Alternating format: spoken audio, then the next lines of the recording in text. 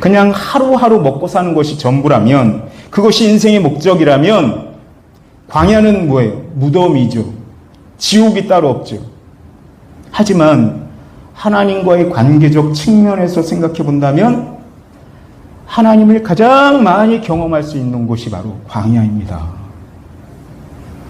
그래서 하나님께서는 이스라엘 백성들을 향하여 내가 너희를 내 백성 삼겠다 하시고 그 광야 속에서 그들을 백성답게 만들어 가시는 것입니다. 그 백성답게 만들어 간다는 것은 나 중심의 삶에서 나는 죽고 하나님 중심으로 바뀌어 간다는 것을 말하는 거예요. 아니, 이것은 바뀌는 것이 아니라 완전히 새롭게 태어나는 것입니다. 사도 바울이 고린도후서에서 이렇게 말했어요. 그런즉 누구든지 그리스도 안에 있으면 새로운 피조물이라. 이전 것은 지나갔으니 보라, 새 것이 되었도다. 새롭게 되었다. 완전히 다른 것을 의미하는 것입니다. 이전에 죄의 종로로 타며 살던 삶이 이제는 완전히 다른 삶으로 변해서 하나님의 자녀로 새롭게 태어났다는 것입니다. 모든 결정과 판단을 나 중심의 생각과 세상적인 방법으로 결정했던 그런 모든 결정들을 이제는 바꿔가는 것입니다. 하나님이 내 모든 결정에 하나님이 계시고 하나님이 목적이 되고 하나님이 이유가 되는 그런 삶으로 새롭게 태어났다고 말하는 거예요. 이것을 다른 말로 하면 하나님 나라에 속한 자로 살아가야 한다라는 것이에요. 여러분은 예수 그리스도를 믿음으로 하나님 나라 거룩한 백성이 된 줄 믿습니다. 그렇다면 그동안에 우리의 모든 삶의 기준, 그 기준이 바뀌어야 하는 것은 당연한 것입니다. 내 삶의 기준이었던 먹음직하고 보암직하고 지혜롭게 할 만큼 탐스러운 것들을 쫓아 살았던 우리의 삶이 이제는 하나님의 통치가, 하나님의 다스림이 온전히 우리 인생 가운데 이루어지도록 살아가는 삶, 그것이 우리에게 주어진 삶이에요. 우리의 목적과 목표를 하나님께 맞춰가는 것이 우리의 신앙생활인 줄 믿습니다. 우리의 믿음이 좋다는 것은 내 중심적인 목적에서 하나님 중심의 목적으로 바뀌어갈 때 믿음이 좋다고 말하는 것이고, 그 속에서 믿음의 힘이 발휘되는 것입니다. 이 믿음의 힘이 발휘된다는 것은 무엇이냐면 여기서부터 나는 어떤 존재로 살아가야 하는가에 대한 실력이 나온다는 거예요. 단순히 종교생활하고 단순히 종교생활하는 것을 여러분 신앙생활이라고 하면 안 돼요. 예배드리고 기도하고 찬양하는 것이 우리 신앙의 전부가 될 수 없어요. 그걸 하지 말라는 것이 아닙니다. 예수님 때문에 삶이 바뀌고 성품이 바뀌고 연합과 하나됨을 위해서 나를 낮추고 겸손함으로 예수 그리스도의 몸된 성전으로 지어져 가는 것, 이것이 우리의 신앙생활인 것입니다. 모세가 이스라엘 백성들에게 가르쳐 주려고 했던 것, 하나님은 어떤 분이신가, 그 하나님께서 왜 이스라엘을 택하시고 이끌어 가시는가, 그리고 그 하나님은 어떤 계획과 목적을 갖고 계시는가, 이 질문의 답이 바로 창세기 1장 1절 말씀이에요. 1장 1절 말씀이 뭘까요? 태초에 하나님이 천지를 창조하시니라. 이 말씀 안에 그 모든 것을 다 담고 있는 거예요. 이것은 그동안 이스라엘 백성들이 가졌던 모든 삶의 중심이었던 그 세상 중심이었던 그 삶에서 하나님으로 바뀌어야 한다는 그 근거를 말해주는 것입니다. 그래서 이를 통해서 이스라엘이 가져야 될 영적 정체성과 또 그들이 모든 세계관까지 다 바뀌어가야 된다는 것을 강하게 말하고 있다는 거예요.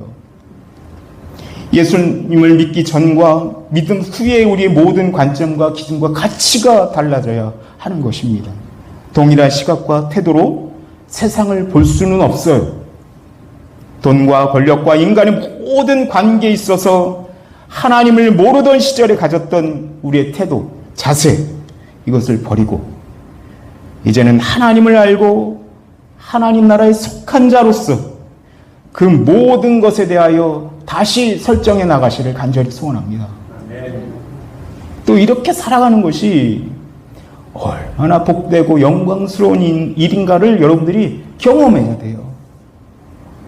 우리 신앙적 경험은 우리의 믿음을 더욱 단단하게 합니다. 우리의 믿음을 단단하게 함으로써 우리 모든 삶의 중심에 하나님께서 함께 하신다는 것을 드러내 보여줄 수 있는 것이에요. 오늘 본문을 보면 하나님께서 사람을 어떤 목적과 의미로 창조하셨는지를 설명하고 있어요. 8절을 볼까요?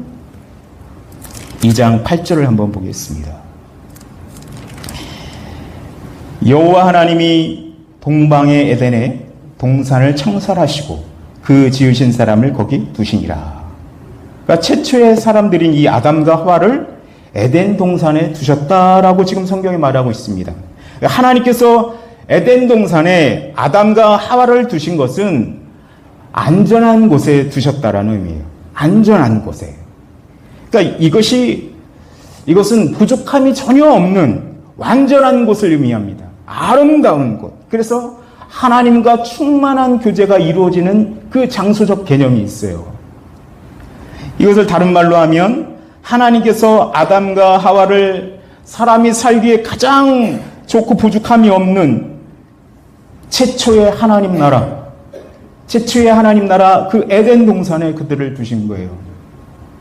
그곳은 먹고 사는 것이 사는데 걱정이 없는 곳입니다. 하지만 그런 의미보다 에덴 동산이 갖는 의미는 하나님과의 교제에 더 집중되어 있다는 것이죠. 더불어 안식을 누릴 수 있는 곳. 에덴 동산이 먹고 사는 것을 걱정할 필요는 없지만 그것은 아주 작은 부분이고 하나님 안에서 안전과 안식이 보장된 장소로서의 그 가치를 말씀하고 있다는 것입니다. 이것을 지금 우리 교회 가운데 적용한다면 우리가 교회 안에서 이 하나님의 안전과 안식을 누려야 하는 거예요. 교회 공동체 속에서. 이 안전과 안식을 위해 우리는 서로를 격려하고 위로하고 하나 되기 위해서 힘써야 하는 것입니다. 왜냐하면 이곳이 우리가 성경의 말씀으로만 듣던 하나님 나라인 겁니다. 말씀으로만 듣던 천국인 거예요. 아직 경험해 보지 않았지만 이곳에서 하나님의 안전과 안식을 경험함으로 하나님 나라를 미리 살아가는 것입니다. 우리가 교회 안에서 서로 오해하거나 미움의 감정이 들 수 있죠. 왜냐하면 우리는 여전히 죄인이기 때문에 죄인의 감정과 습관을 버리지 못했습니다. 하지만 하나님 안에서 누릴 수 있는 이 안전과 안식을 위해 내가 어떻게 해야 되는가라는 것을 생각한다면 우리가 어떤 태도와 자세로 하나님 앞에 서야 되는지를 알 수 있겠죠. 이 싸움을 우리가 믿음의 싸움이라고 합니다. 이 싸움이 우리 인생 가운데 진행될 때 우리는 자라나는 거예요. 신앙적 성장. 여러분 잘하기를 간절히 소원합니다. 그래서 오늘 본문에 사람을 에덴 동산에 두셨다라는 것은 그들이 잘 먹고 잘 사는 것에 초점이 있지 않고 그들이 어떤 사람으로 살아야 하는가? 이 물음에 더 많은 중심과 초점이 있다는 것이에요. 다시 말하면 여러분이 예수 그리스도를 통해 하나님의 자녀가 되어서 잘 먹고 잘 사는 것에도 의미를 둘 수 있지만 그것은 아주 좁은 것이고 오히려 손해보는 것이다. 하나님의 자녀가 갖는 의미와 가치는 훨씬 깊은 데 있다. 하나님의 자녀로서 어떤 사람으로 살 것인가? 이 목적이 더 크고 더 영광된 것이다 라는 것이에요. 이것이 믿음으로 정립되지 않으면 성도는 항상 자신이 처한 그 환경과 처지, 그 처지에서 자신의 위치를 찾고 목적을 찾으려고 합니다. 그럴 때 자신에 대한 잘못된 평가뿐만 아니라 다른 사람에 대한 왜곡된 시선도 가질 수 있어요. 사실 저는 이 말씀을 안 드리려고 했었는데 여러분들의 그 신앙적 도움을 위해서 제 얘기를 좀 해드리려고 해요. 저는 사실 암 환자입니다.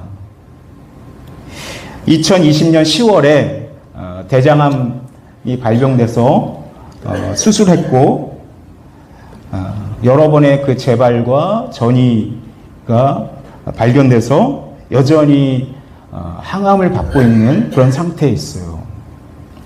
암 환자 같지 않죠? 네. 처음에는 암이 걸렸을 때 하나님께서 금방 낫게 해주실 거야. 이런 믿음으로 하나님 앞에 기도했어요. 하나님이 나를 고쳐주실 거야. 금방 낫게 해주실 거야. 그러나 벌써 4년이 흘렀어요. 이 4년이 흐르는 동안 너무나 힘든 경험들을 많이 했습니다. 이렇게까지 살아야 되나 싶을 정도로 많은 어려움들이 있었어요. 그러면 저는 어떻게 살아야 할까요? 하나님을 원망하고 하나님께 욕이라도 할까요? 도대체 하나님 왜 그러세요? 왜 나한테 시비 거세요? 욕이라도 할까요? 그러면 다시 돌아가는 거죠. 이스라엘 백성들이 애굽에서 종로로 타던 그때로 다시 돌아가고 싶다. 그때를 못 잊어서 다시 돌아가고 싶다고 말하는 그 어리석은 말을 나 스스로 반복하는 것과 같은 것이지. 저는 하나님의 백성은 암에 걸렸을 때 어떻게 해야 되는가? 어떤 모습으로 매일매일 살아가면서 하나님을 신뢰하는 모습을 보일 것인가? 이 숙제가 저의 인생 가운데 남았다고 생각돼요.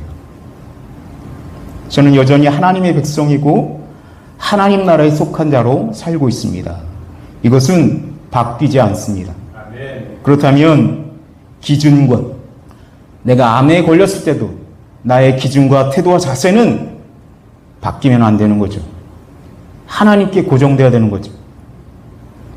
다시 말하면 저 자신에게 주어진 이 시간과 공간 안에서 하나님의 자녀로서의 삶을 내가 살아야겠다라는 그 마음을 갖고 있는 것입니다. 무엇보다도 하나님께서 보여주신 그 존재로서의 그 가치를 내가 드러내야겠다. 우리가 어떤 존재로 살 것인가 하는 이 문제는 하나님께서 인간 창조의 목적입니다. 이 문제를 위해서 하나님은 여러분을 이 시대 속에, 이 시간 속에, 이 공간 속에 두신 거예요. 여러분들이 우연히 이 자리에 있는 것이 아닙니다. 하나님의 계획과 목적 가운데 이 자리에 있는 것이에요. 그렇다면 여러분들이 이 자리를 어떻게 채워야겠어요? 하나님의 안전과 안식을 위해 나를 낮추고 하나님께 영광 돌릴 수 있는 방법을 찾아야겠죠. 하나님의 참된 평안과 참된 안식을 누릴 수 있도록 예수 그리스도를 더 붙들어야겠죠. 문제는 우리가 어떤 존재로서 이 시간을 살아갈 것인가가 우리 각자의 인생 가운데 주어진 거예요. 상황과 관계 속에 어떤 존재로 살아야 하는가?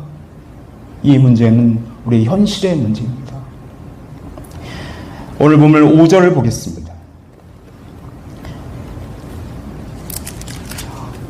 5절을 보면 여호와 하나님이 땅에 비를 내리지 아니하였고 땅을 갈 사람도 없었으므로 들에는 초목이 아직 없었고 밭에는 채소가 나지 아니하였으며. 이 말씀이 되게 중요한데요.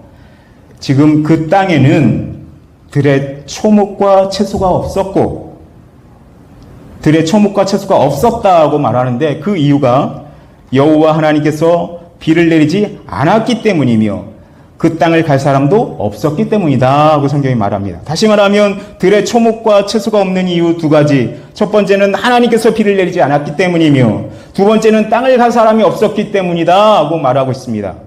그러니까 비를 주시는 하나님, 그리고 땅을 갈 사람이 필요한 지금 이곳 에덴 동산. 그러니까 생각해 보세요. 비를 내리는 일. 이 비를 내리는 일뿐만 아니라 땅을 가는 것조차도 모두 하나님이 다 하실 수 있는 일이에요. 그렇지 않아요? 하나님이 다 하실 수 있단 말이에요. 꼭 사람이 해야 되는 일이 아니에요.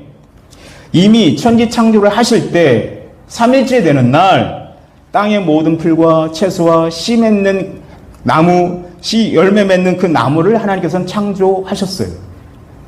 그럼에도 불구하고 이 본문에서, 오늘 본문 5절에서 땅을 갈 사람이 없었다, 그래서 초목과 채소가 없었다라고 말하는 이유가 무엇일까요? 그 이유가 바로 인간의 신앙적 책임에 대한 부분을 강조하기 위한 것입니다. 우리의 책임이 어디에 있는가? 하나님께서 인간을 창조하시고 그 어떤 존재로 살아야 하는가에 대한 이 부분을 강조하기 위해서 땅을 간다라는 표현을 하고 있습니다. 하나님의 은혜가 없는 이유, 땅을 갈 사람이 없기 때문이며 그 결과 초목과 채소가 없었다. 잘 보면 이 지금 세 가지가 연결돼요. 세 가지가. 하나님이 비를 내리는 일, 또 경작할 사람, 그로 인해 들에 초목과 채소가 없는 이 상태, 이 세 가지가 연결되어 있어요. 그런데 조금 전에도 말씀드렸듯이 이 모든 일은 하나님께서 홀로 하실 수 있는 일임에도 불구하고 그 상태에 머물렀다고 말하고 있어요. 왜 연결해 두셨을까요? 하나님께서 인간과 함께 하시겠다는 의미인 거예요. 그 사람과 연합하시겠다는 거예요. 내가 너희와 함께 연합하겠다. 다시 말하면 이 화양중앙교회를 세워가는 일에 내가 너희와 함께 하겠다. 김집사와 내가 함께 하겠다. 박집사와 내가 함께 하겠다. 우리 장로님과 하나님께서 연합해서 이 교회를 세워가겠다라고 말씀하고 있단 말이에요. 그렇다면 하나님이 누구이신데요? 하나님이 누구이시? 뭐하러? 굳이 왜 우리와 연합합니까? 혼자서 다 하실 수 있는 일을 왜 우리에게 맡기신다고 하는 겁니까? 하나님은 어떤 점이, 나의 어떤 점이, 우리의 어떤 점이 하나님은 필요한 것일까요? 그렇지 않습니다. 하나님은 우리가 필요한 분이 아닙니다. 오히려 우리에게 하나님이 필요합니다. 우리는 어쩌면 하나님께 짐만 되는 존재예요. 하나님을 욕먹이면 욕먹였지 하나님을 도울 만한 그런 존재들이 아닙니다. 그럼에도 불구하고 우리와 함께 하시겠다. 우리와 연합하겠다. 그래서 여러분들을 이 자리에 두셨다고 말씀하고 있습니다. 이것이 바로 우리의 신앙적 책임이 얼마나 귀하고 놀라운 것인가를 지금 말씀하고 있다는 것입니다. 그래서 여기서 땅을 간다라는 이 단어, 땅을 간다라는 이 단어가 15절에 가면 다시 표현하고 있는데요. 15절을 한번 볼까요? 2장 15절에 보면 여호와 하나님이 그 사람을 이끌어 에덴 동산에 두어 그것을 경작하며 지키게 하시고, 하나님께서 에덴 동산에 두셔서 그들을 경작하고 지키는 일을 하도록 하셨다라고 성경에 말하고 있죠. 그런데 조금 전에 8절에서는 두셨다라는 이 말이 안전한 곳에 두셨다라는 의미라고 말씀드렸어요. 근데 오늘 이 15절에서 두셨다라는 이 말은 안식의 장소에 두셨다라는 의미예요. 안식의 장소에. 그러니까 다시 말하면 하나님께서 아담과 하와를 안전한 곳에 두시고 그들로 경작하며 지키게 하심으로 하나님의 안식을 누리도록 하셨다라는 거예요. 그래서 이 경작하다라는 말은 앞에 8절에 땅을 간다라는 말과 동일한 단어입니다. 그러니까 우리가 앞에서 에덴 동산에 아담과 하와를 두신 이유를 그들이 잘 먹고 잘 사는 것에 목적이 있지 않고 그들이 어떤 존재로 살아가야 하는가에 초점이 있다고 말씀드렸죠. 그 의미가 바로 땅을 간다, 경작하고 지키다라는 말로 표현되고 있는 것입니다. 이 경작하다라는 말의 그 어원은요, 보면 섬기다, 봉사하다, 힘쓰다, 경배하다라는 의미가 함께 있어요. 그러니까 이것을 경작하다는 말이 단순히 인간의 노동을 말하는 것이 아닙니다. 이 말은 하나님의 그 참된 안식을 누리는 방식이고 하나님 나라를 세워가는 방식인 것이에요. 에덴 동산에 살고 있는 아담이 행해야 할 이 땅을 가는 일, 즉 경작하는 일, 이 의미는 결코 가볍지 않습니다. 너는 이런 존재로 살아야 돼. 너는 꼭 이런 존재가 되어야 돼. 하고 구체적으로 주시는 말씀이라는 것이에요. 에덴 동산이 인간이 스스로 먹고 사는 문제를 위해 노동이 필요한 곳이 아닙니다. 이것은 하나님께서 친히 하실 수 있는 그 일들을 인간에게 허락하심으로 그와 연합하시겠다는 것이고, 그도 하나님의 사랑에 참여하고 또 그 하나님의 사랑과 은혜로 모든 피조물을 다스려서 하나님의 은혜가 흘러가도록 하라는 것입니다. 모든 생명은 하나님께로부터 옵니다. 믿습니까? 아멘. 그러나 그 생명을 보존하고 지키는 일에 인간을 동참시키는 거예요. 우리와 함께 하시겠다는 거예요. 이 복되고 영광스러운 일에 우리는 힘쓰고 섬기며 봉사해야 하는 존재로서 우리는 이 자리에 있습니다. 왜 하나님께서 여러분과 연합하여 일하시기를 원하십니까? 그저 교회 안에서 자존심 세우고 가진 거 자랑하고 조금 배웠다고 우쭐대고 자신보다 연약한 사람을 깔보고 우습게 여기라고 우리를 자녀 삼으시고 하나님 나라에 속하게 하신 것인가? 아니죠. 이런 삶은 뭐예요? 애굽에서 행했던 삶이에요. 애굽이 자랑하는 삶이에요. 그러나 이 애굽의 삶에서 떠나왔잖아요. 새롭게 되었단 말이에요. 우리의 가치와 목적이 더 고급하고 복된 곳에 있습니다. 우리는 세상과 다릅니다. 여러분은 세상과 다릅니다. 최초의 사람 아담과 하와는 가장 안전하고 하나님의 참된 안식을 누릴 수 있는 그곳, 그 에덴 동산에서도 실패했어요. 그 좋은 장소에서도 실패하고 쫓겨났단 말이에요. 여러분, 환경을 탓할 것이 아니에요. 좋은 환경을 주시면 하나님을 더 믿을 수 있습니까? 그렇지 않아요. 환경의 문제가 아니라는 것을 아담이 보여주고 있습니다. 그러나 하나님께서는 오늘날 너희는 실패할 수 없다. 예수님으로 인해 새롭게 태어났으니 너희는 새로운 피조물이 됐으니 그 새로운 신분에 걸맞는 삶을 살라 하고 말씀하고 있는 것입니다.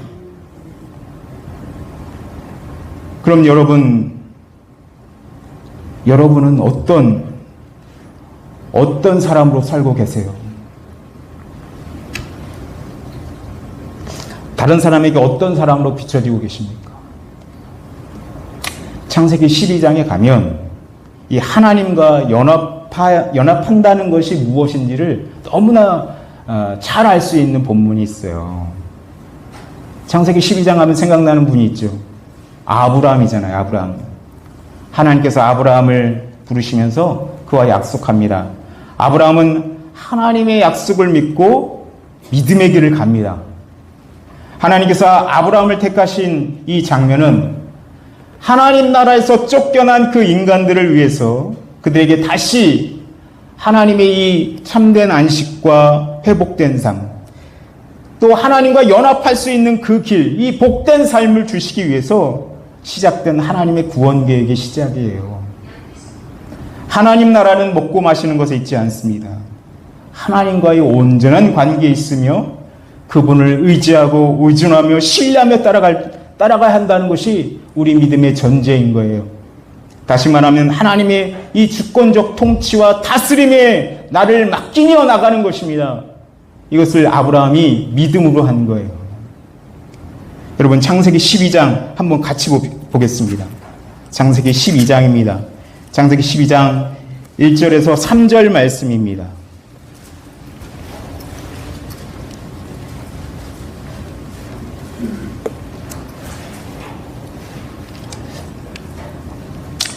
자, 창세기 12장 1절부터 3절까지 말씀인데요.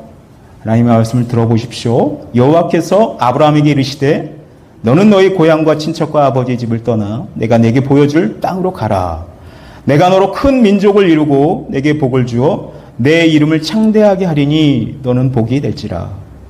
너를 축복하는 자에게는 내가 복을 내리고 너를 저주하는 자에게는 내가 저주하리니 땅의 모든 족속이 너로 말미암아 복을 얻을 것이라 하신지라. 아멘. 그러니까 하나님께서 아브라함을 부르시면서 고향과 친척과 아버지 집을 떠나라고 지금 요구하십니다. 이 고대 사회의 상황은 가족 단위의 부족을 이루고 살아갔던 그런 시대예요. 그래서 이 친척과 아버지 집을 떠나 산다는 것은 매우 위험한 일입니다.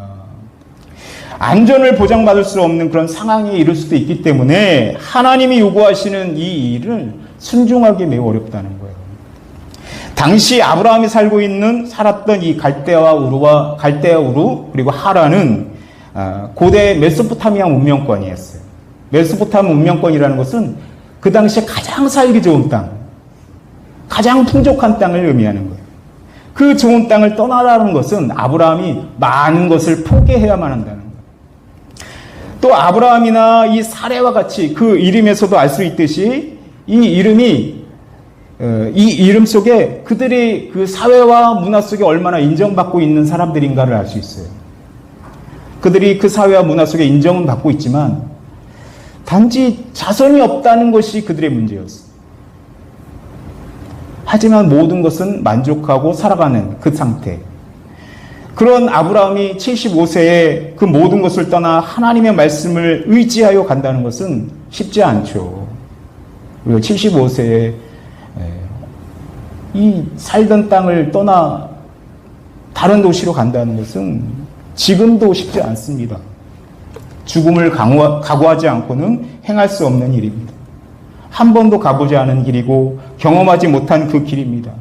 하나님의 약속만 믿고 가는 길을 아브라함이 떠난 거예요. 아브라함이 한 번도 가보지 않았고 경험하지 못한 이 믿음의 길을 결단할 수 있었던 것은 아브라함이 하나님의 약속에 대한 신뢰가 있었습니다. 물론 아브라함도 하나님의 이 부르심, 하나님이 자신을 부르신 이 부르심의 그 목적을 100% 이해했다고 볼 수는 없어요. 그래서 자신이 나는 안전을 보장받고 가는 이 길을 가고 있어 라고 확신이 없었어요. 왜냐하면 아브라함도 자신에게 위기가 찾아오면 인간적 측면에서 자꾸 안전한 곳을 찾아 떠납니다. 그 안전한 곳을 찾아 떠난 그곳에서 어려움을 당해서 하나님의 도움을 받고 다시 돌아오는 그런 상황들이 생기거든요. 이것은 아직 아브라함이 하나님을 잘 모르고 있기 때문에 행하는 행동들입니다. 그럼에도 아브라함은 하나님의 약속을 믿었습니다. 하나님께서 그런 아브라함에게 이 믿음의 길을 어떤 태도와 자세로 가야 하는지 말씀해 주시는데요. 내가 너로 큰 민족을 이루고 내게 복을 주어 내 이름을 창대하게 하리니 너는 복이 될지라. 그러니까 하나님께서 아브라함에게 복을 주셨다라는 이 말은 우리가 잘못 오해해서 물질과 연결해서 이해해서는 안 됩니다. 왜냐하면 이미 아브라함은 조금 전에도 말씀드렸듯이 물질적으로 잘 살고 있었어요. 풍족했어요. 이 복이라는 것은 하나님께서만 주실 수 있는 걸 의미하는 거예요. 하나님께만 있는 것을 의미하는 거예요. 다시 말하면 하나님께서 그를 어떤 존재로 부르셨고 어떤 존재로 살기를 원하시는지에 대한 말씀을 하고 싶은 거예요. 본문에 보면 하나님은 아브라함에게 자손에 대한 약속을 하면서 이렇게 말합니다. 내가 복이 될지라. 너는 복이 될지라. 더 쉽게 말하면 너는 복이다. 그래서 그 복을 인정하고 그 복을 받는 자들에게는 하나님께서 축복을 하시고 오히려 그 복을 인정하지 않고 외면하는 자들은 하나님께서 저주하시겠다고 말씀하시는 거예요. 다시 말하면 아브라함 자체가 복이다고 말하고 있어요. 아브라함이 잘나서 많이 배워서 복이라고 하는 것이 아닙니다. 이것은 하나님께서 그를 택하셔서 이 복이라는 자리에 그를